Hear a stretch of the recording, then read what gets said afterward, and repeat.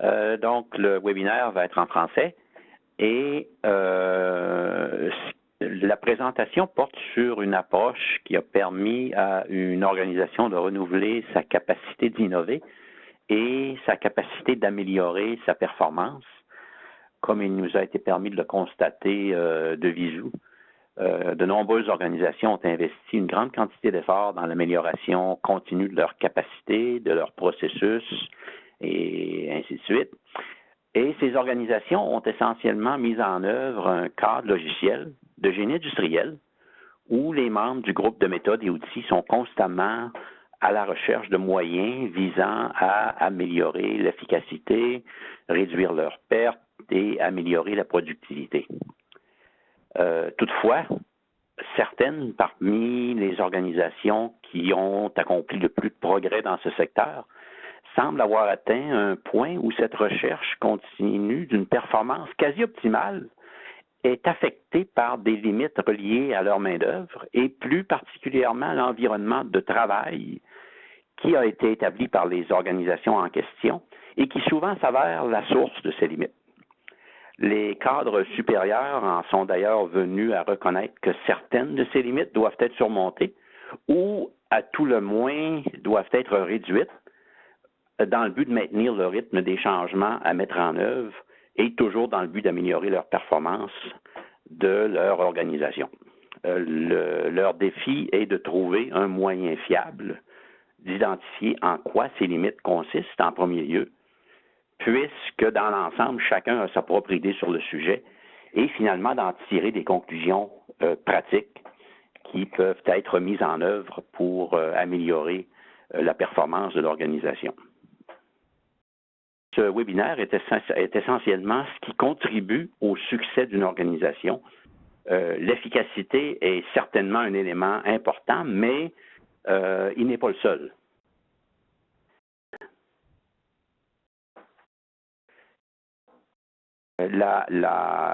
Cette diapositive qui est à l'écran présentement met en relief le fait que l'amélioration des processus se concentre sur l'efficacité du développement de systèmes ou du développement d'applicatifs, mais l'amélioration des processus ne porte pas sur l'établissement de la nécessité des systèmes en question ou des applicatifs en question, ou autrement sur l'établissement d'un environnement qui s'avérerait propice à un développement plus efficace des systèmes ou des applications en question, et c'est le sujet sur lequel porte le présent webinaire.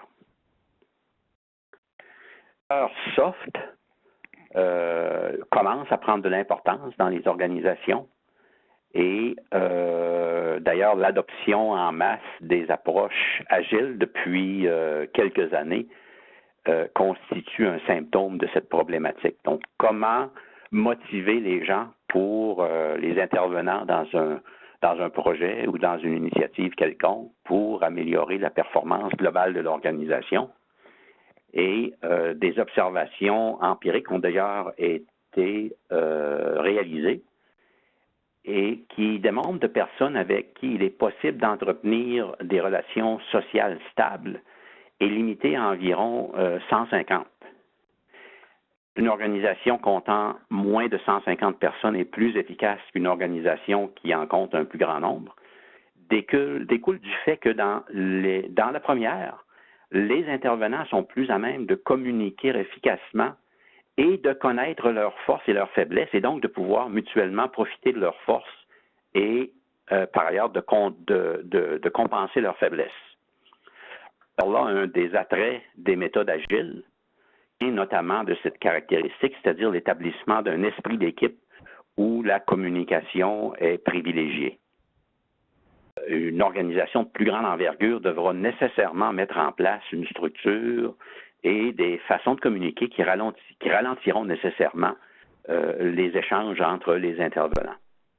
Le domaine militaire, d'ailleurs, compte une grande expérience dans ce domaine et lorsqu'on l'examine d'un peu plus près, on constate que une compagnie, le terme militaire, donc d'un groupe d'intervenants, compte typiquement environ 150 personnes et constitue une structure de groupe qui est privilégiée pour la réalisation de des tâches opérationnelles d'une organisation militaire.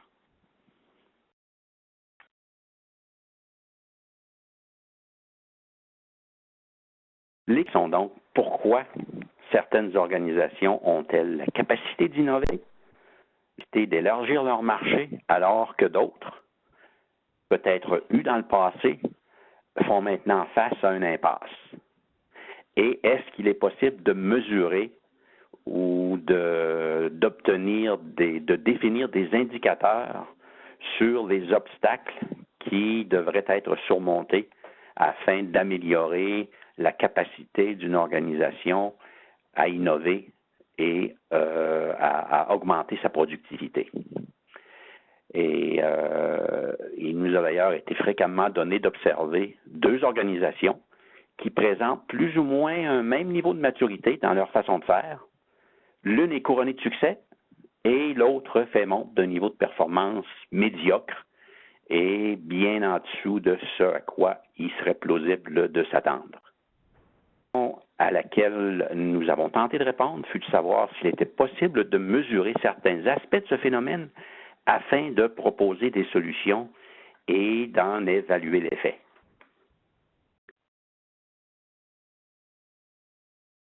Et on a un peu de diagramme qui est présenté dans la présente diapositive.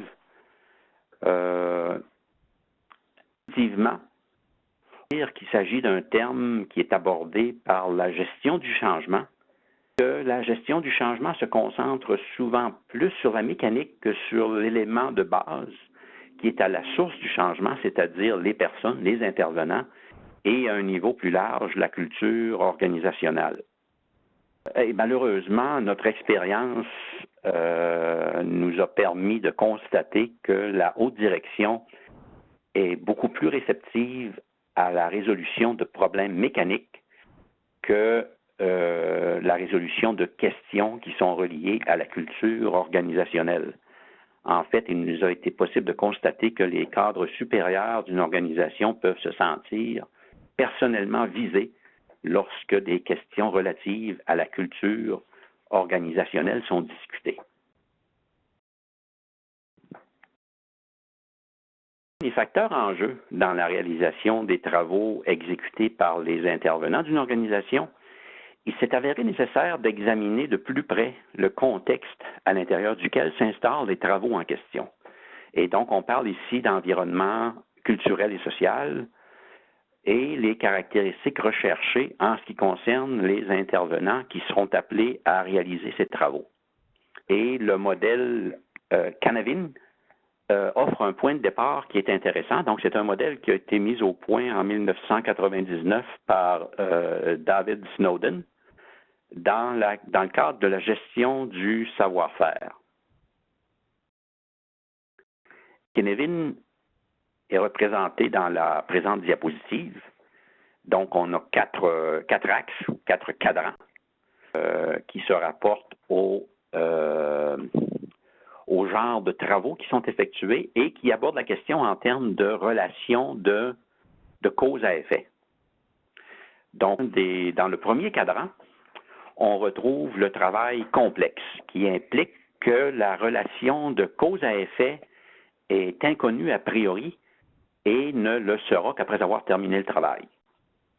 L'approche agile, donc Scrum, l'ingénierie concurrente, s'applique particulièrement bien à ce genre de